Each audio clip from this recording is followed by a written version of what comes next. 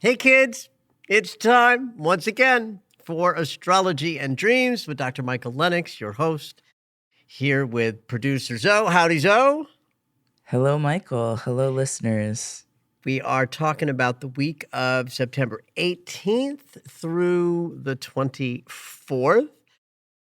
It's a quiet-ish week ahead. We got a little bit of Venus and Mercury wrap up. We're finally out of the double retrograde situation, but we're fully in the wrapping up portion for both Venus in retrograde and Mercury in retrograde, and they're each doing a little something this week. Plus, this weekend we got the vernal equinox in the north, autumnal in the south. So we got a big marker moment in the year coming up this weekend. But first, as we always do, let's answer a question. So Donna writes in, Michael, I was wondering if you could speak about this and its importance. Blessings of love and light from a devoted follower. And I think that this might be a cut and paste that Donna took from something. So I'm going to read it. It's a little dense, but here we go. Since ancient times, the midway points between the equinox and the solstice dates have been known as avatar gateways. Astrologically, these four sacred dates are when the sun reaches 15 degrees of each of the fixed signs, Taurus, Leo, Scorpio, and Aquarius. When a planet aligns with one of these gateways, also called avatar degrees or divine avatar gates, the influence of that planet is strengthened and we are offered greater access to the spiritual gifts associated with that specific gateway. But first, let me just talk about what she's talking about. Is this something you know about? I've never heard you talk about it. Well, because it's part of astrology that doesn't interest me that much. So I think I'm going to disappoint Donna a little bit with my answer. But let's start with a technical thing of what she's talking about. I have only heard of these this 15 degree of the fixed signs as what I would call a secondary world axis point.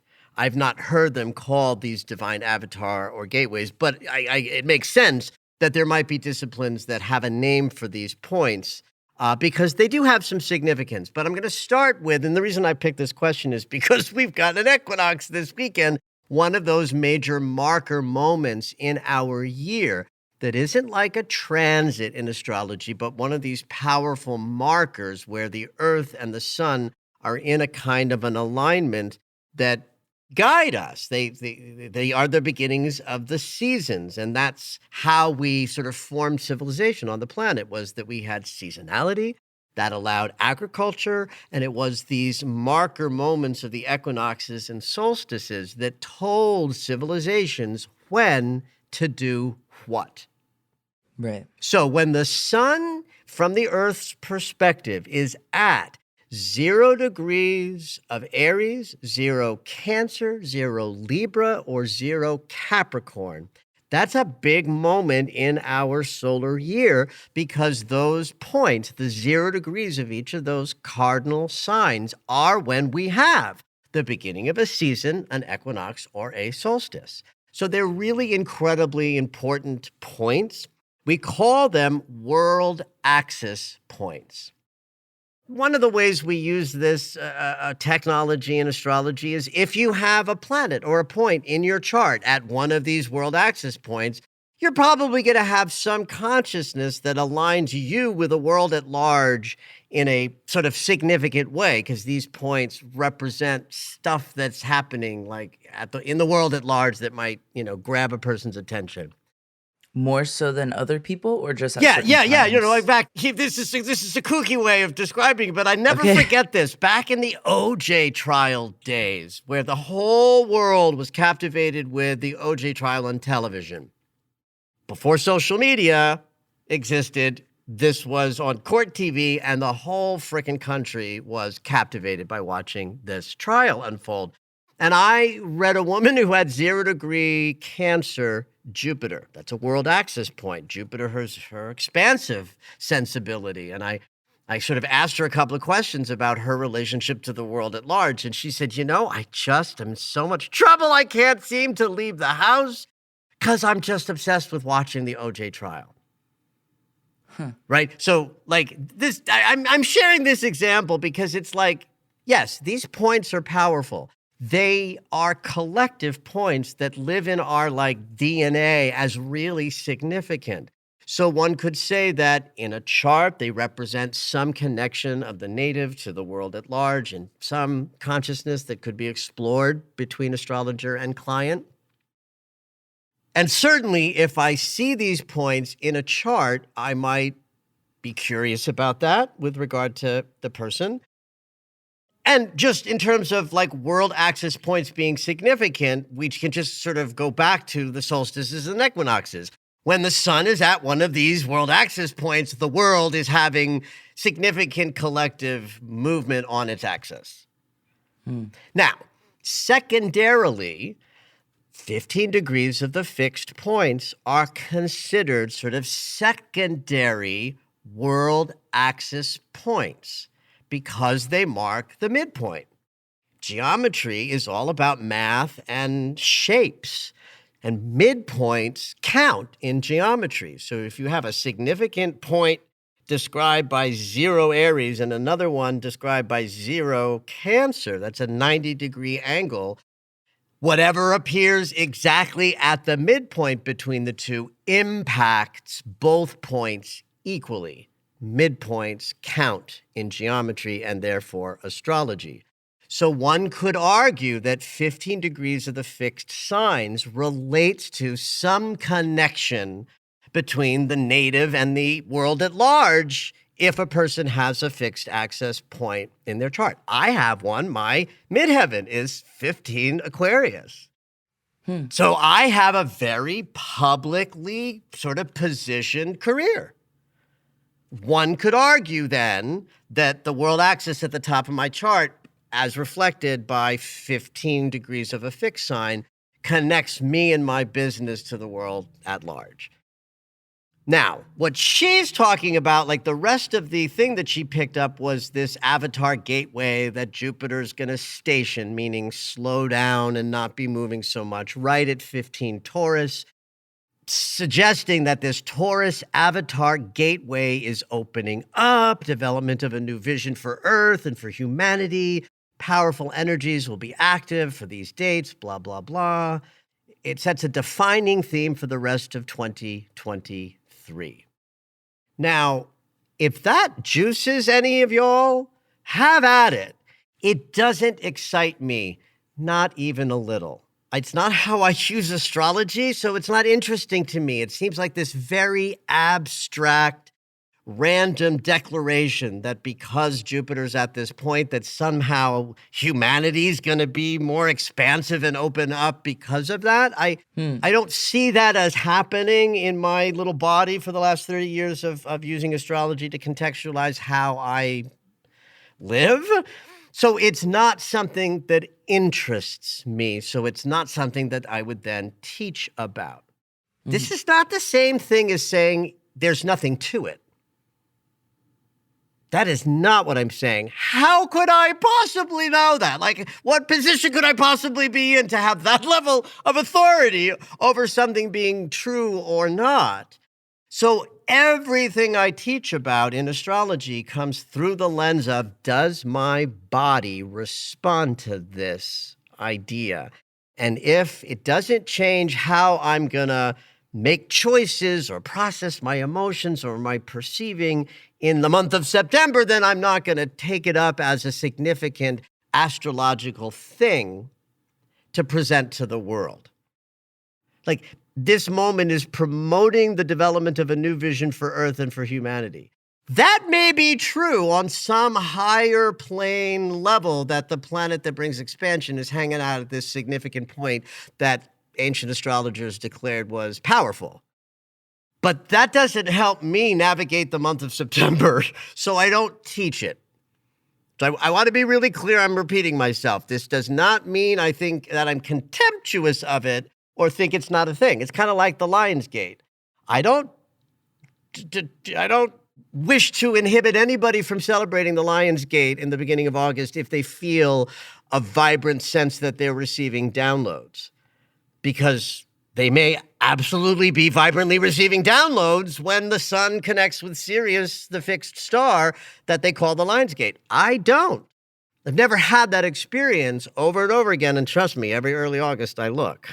I look at my body. I'm like, You're like, this year? Is it this year that I feel this amazing download on the day of the Lionsgate? No, yet again, I don't. So I can't teach about the Lionsgate because it's not a thing for me. But I don't mean to declare that, therefore, it's not a thing. It's just something I can't jump on the bandwagon of just because astrologers talk about it. I don't ever do that. I will certainly invite any of you who know your chart well enough to look and see, do you have 0 of the cardinal signs or 15 degrees of the fixed signs in your chart anywhere? And what I always tell people that I'm teaching, when I teach them how to read their natal chart, when you discover something that's in your chart, don't look to astrology to tell you what it means.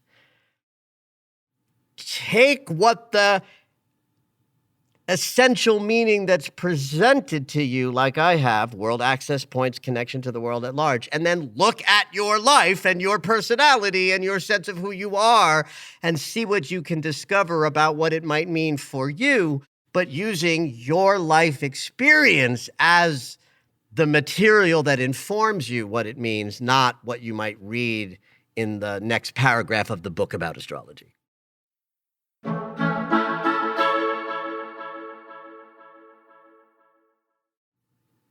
So the second half of this week features 2 of the Mercury retrograde wrap-up triple transits. In fact, there were 2 edgy, frustrating, bothersome transits in this Mercury retrograde cycle, and they both show up this week for the third and final time. So Mercury in Virgo hit the north node of the moon in the agitated 135-degree sesquisquare, and at the same time held the same agitating geometry to Pluto. Now, if you remember, over the summer, in July, it peaked. Pluto and the nodes squared each other, representing a difficult, like year-long, decade-long sort of movement away from the past towards the future, south node being the past, north node being the future, through outrageous levels of deep change and transformation that Pluto brings. Mercury retrograde is going to help us all sort of rework how we're thinking and perceiving so that we can be in this wildly changing world and catch up and sort of have our inner changes match the outer changes well enough to sort of function. And this particular hit of Mercury to both the North Node and Pluto at the same time in this agitated geometry actually forms a pattern we call the Thor's hammer, where tension builds and ends in a conflict. And it so happens that when we were moving through early August, when Mercury, and it so happens that when we were moving through early August and Mercury was prepping us for what was to come in his backward portion, right on August 8th, Mercury sesquisquared the North Node and Pluto on the same day. Both of these are stressful transits. One sets us up for difficulty and frustration in just getting our agendas moving forward. That's Mercury sesquisquaring the North Node. Mercury sesquisquaring Pluto is a shadow power struggle transit that bleeds lower level communication into our, mouth. So that's a setup for passive aggression and manipulation and doing things in a sideways way rather than direct and upfront. You put them together and you have this Thor's hammer sense of conflict that might have risen up around August 8th, give or take a day or two. Then on September 20th, they both hit again simultaneously on the same day, only now with Mercury backward. So that early part of the third week of September might have brought a difficult process that could have had its initiation in early August. Now, the spreading out of the planets is such that this week, both of these transits hit for the third and final time, but not on the same day. That's good for us. It means that we're not quite crashing through conflict, which actually makes some sense. The idea being we would meet a conflict in early August. We would re-meet it in the third week in September, where it might be harder to grapple with, but we were prepared for it, perhaps.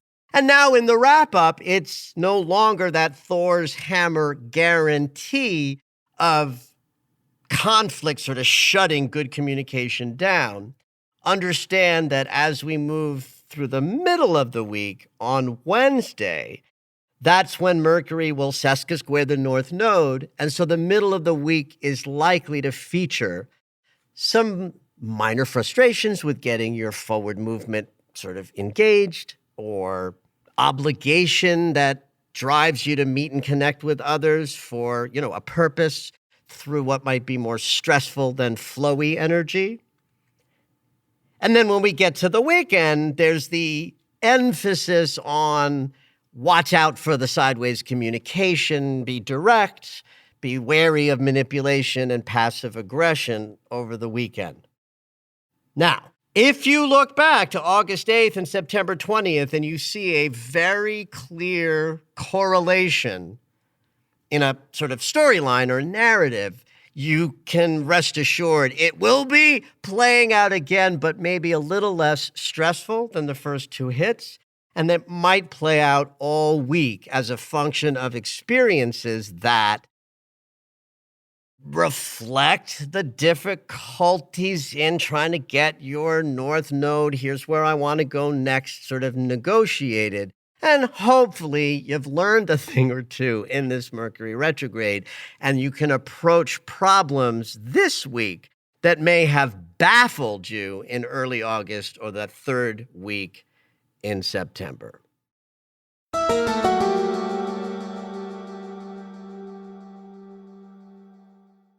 The sun will move into Libra essentially as Saturday is becoming Sunday here in the Pacific time zones, right near like midnight. So that means the whole weekend is really the vernal equinox, although it's Sunday that the sun is actually in Libra. Okay, so Libra season starts Sunday. Yeah, I would say, it's interesting. This might even help people understand the difference between a transit and an ingress. An ingress is just a fancy word for moving into a sign. Mm-hmm. And the equinoxes and the solstices are ingresses. The sun moves into the sign that signals that the alignment between the earth and the sun is such that the days are either going to be of equal length or longer or at its shortest. So I will say, and I have many times on this podcast, the equinox is not a transit. So here's a good way of kind of understanding that. In a transit, you've got two moving bodies that are forming an angle in space as we all move.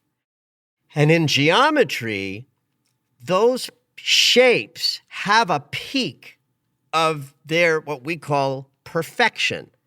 And there's a very big difference between what's called the application to the perfection of the angle, and then what happens immediately upon the perfection of the angle is separation begins.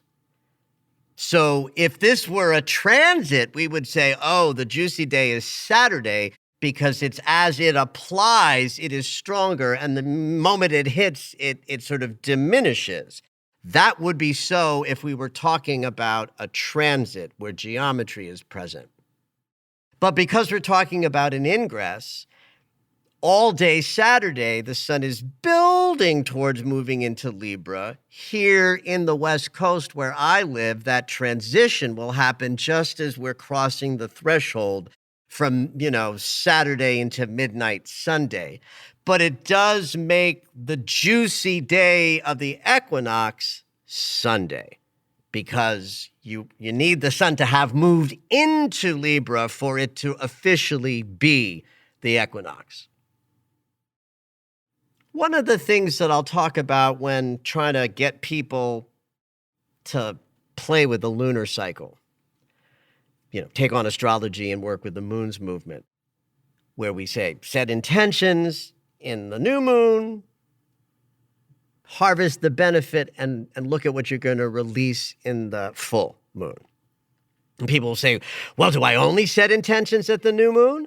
It's like, no, you set intentions with every breath you take, always.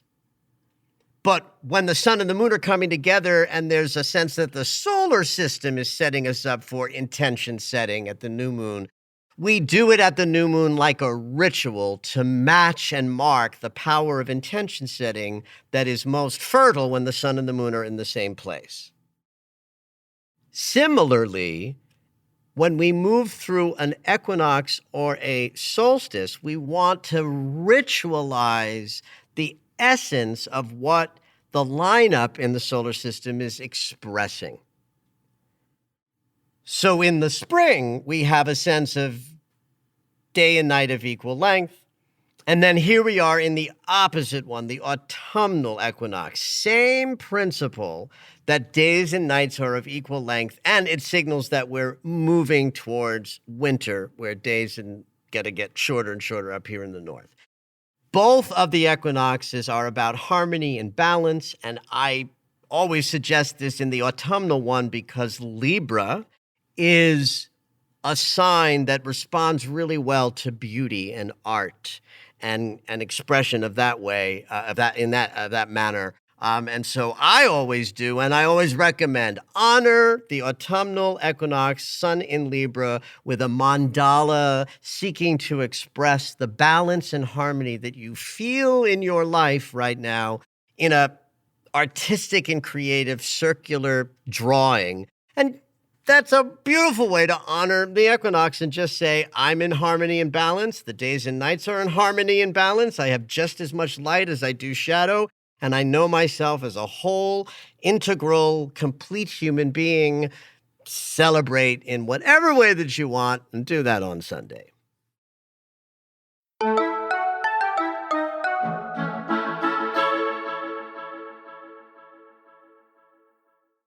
So as we are moving through the equinox this weekend, we also have the beautiful healing trine between Venus and Chiron that help make Venus's retrograde cycle a healing process. Now, Venus in a square with Uranus, which was also part of her triple transiting, that was the energy that made the healing experiences we were going through potentially turn into sudden changes. Right? Lots of relationships ended or began, or relational consciousness shifted, in paradigm shifts inside of many of us. That to me was Venus in conflict geometry with the Great Awakener. But you don't separate out the different transits, you combine them. And so you combine that, anything can happen and change will occur at all kinds of levels, Venus squared Uranus. Healing led the way. Venus trining Chiron allowed healing to occur and open up to become new behaviors. Like, that's the value for my money of Venus in a trine with Chiron, which is easy geometry.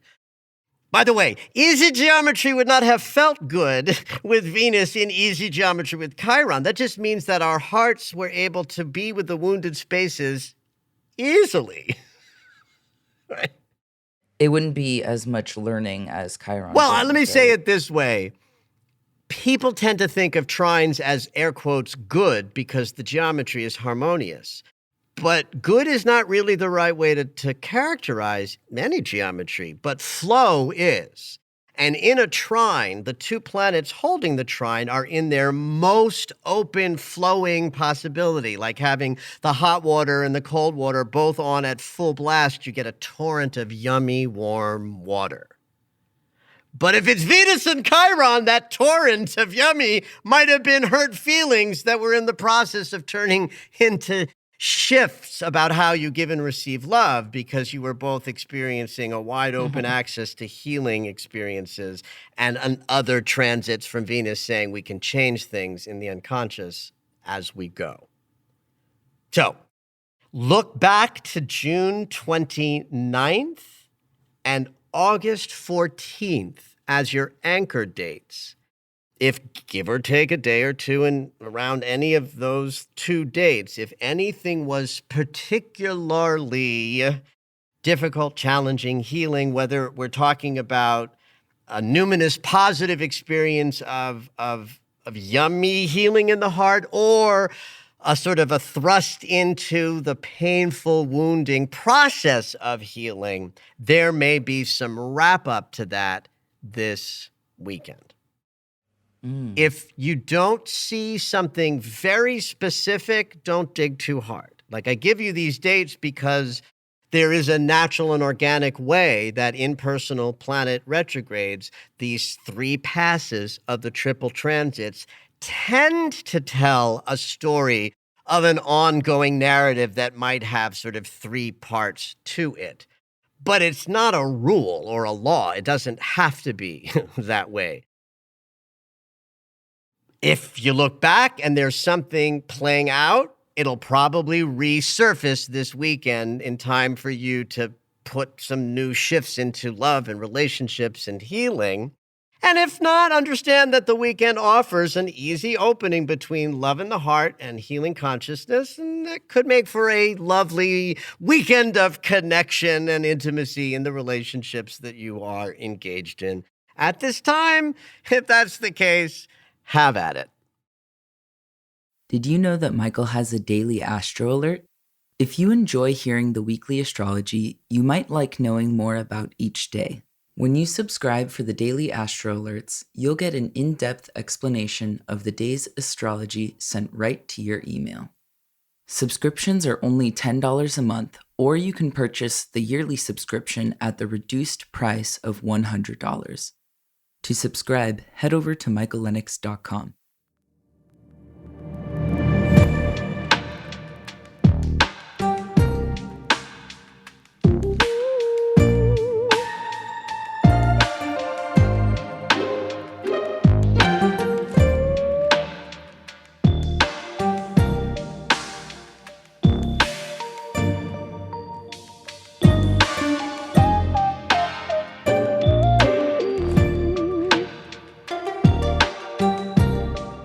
All right, it's dream segment time.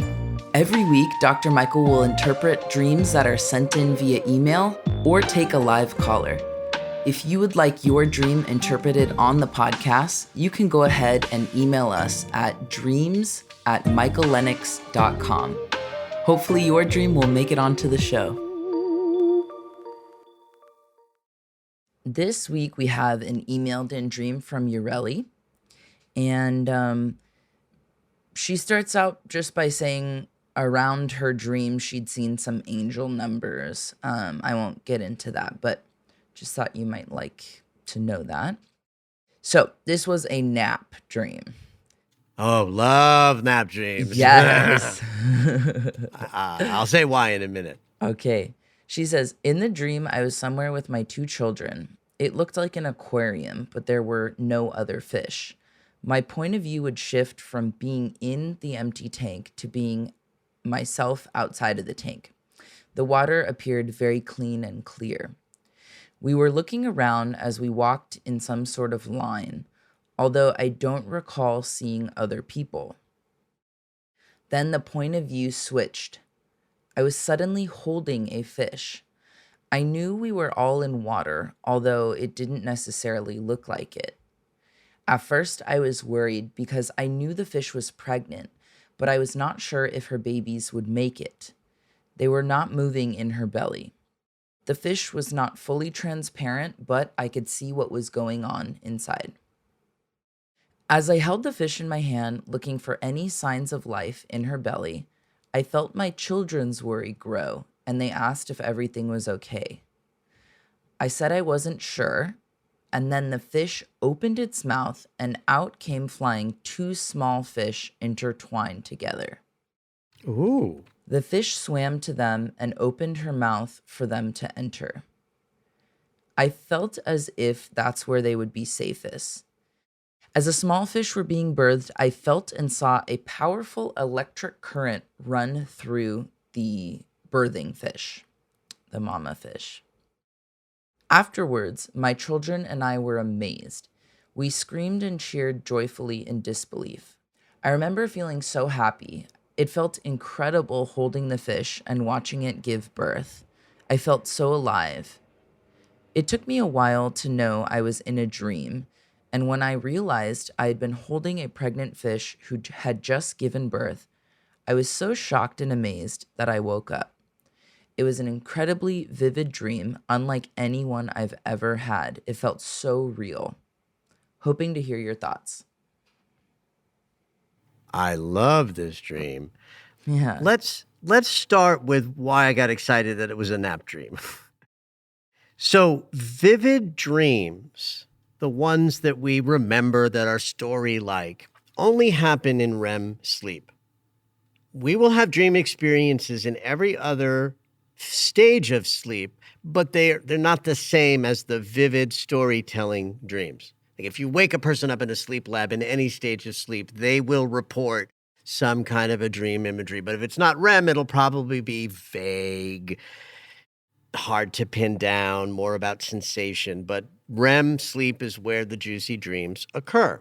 Now, it takes a while to get into REM sleep, right? We have 4 other stages to go through and then a deep sleep afterwards before we start again, right? So we don't go into REM sleep. It takes about 90 minutes to get there. But REM sleep is the only phase in sleep where the brain is actually performing its waste metabolism release. Like the brain makes poop. And it's in REM sleep that there's a mechanism that cleans off the metabolic waste. Yeah. So nap dreams are crazy because if the brain needs to clean itself off in the middle of the day because it's got some metabolic waste up there, you might feel tired and nappy. And then you go on the couch, you close your eyes, you think you're going to have a little nap, and you slam, bam, down into REM sleep. You're only on the couch for 10 or 15 minutes, but you go straight into REM sleep because the brain needs it. And because you're in REM sleep, there'll be a vivid dream. And I just think that there's something juicy about the dreams that come when the system is saying, oh my God, we got to go deep into REM sleep to clean the brain off. Then the visual that we get, I think, has a little bit more intensity, importance. It's like the psyche going, wait, she's asleep. Let's throw her this very important message about something she's birthing here, right? So she's with her children. So we know that it's something to do with how she sort of contextualizes her life as a mom. The aquarium suggests that we're in emotional consideration because we're in the land of water. One of the things about fish and water is that they represent ideas that swim around in our unconscious, which is where everything sort of emanates from.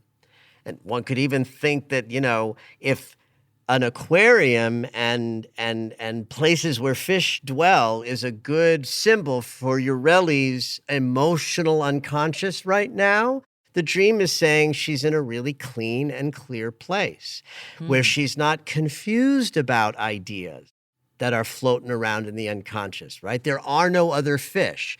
Often we have dreams that reflect people's chaotic thinking. That might be a dream filled with fish, right? Where it'd be like, there's so many ideas, I can't focus on them. But in Ureli's dream, we're not in that ordinary thought space.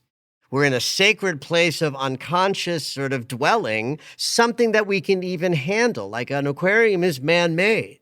If the symbol of aquarium is ocean or fish or unconscious exploration, because that's what water is, aquarium suggests that we made this structure, right? So it's not like the vast ocean of Ureli's enormous unconscious. It's like her life's constructs of her ability to drop into the unconscious spaces and, figure shit out.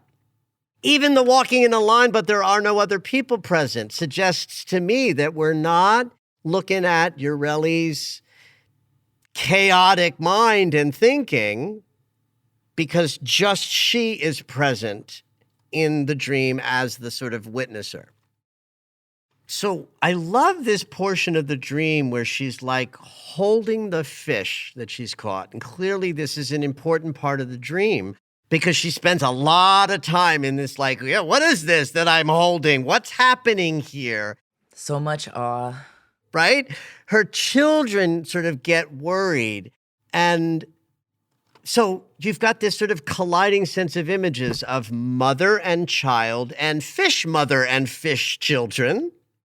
Right? So there's got to be something being expressed here about what Ureli is passing on to her children in terms of how she processes her own unconscious material when it's clear and she appreciates the cycles of life. And when she's holding the fish that she grabs, it's not the end of the story. Even the fish is giving birth and creating something new. I'm making this up here because I'm just pretending I'm knowing what's happening in her dream. Like if this were me watching her dream, her holding the fish and being with her children and sort of being in anticipation of what's going to happen, and everybody's sort of worried about what's coming next and will this go well. To me, that's an image of Ureli teaching and passing on to her children a cleaner emotional psychic landscape because perhaps she's done enough work on herself that she's not automatically passing on old, cloudy, shitty consciousness, but clearer consciousness. The two small fish intertwined just seems like such a sacred image, Pisces in astrology is the sign that invented the ocean and the unconscious and spiritual connection and, creative inspiration that comes from the divine.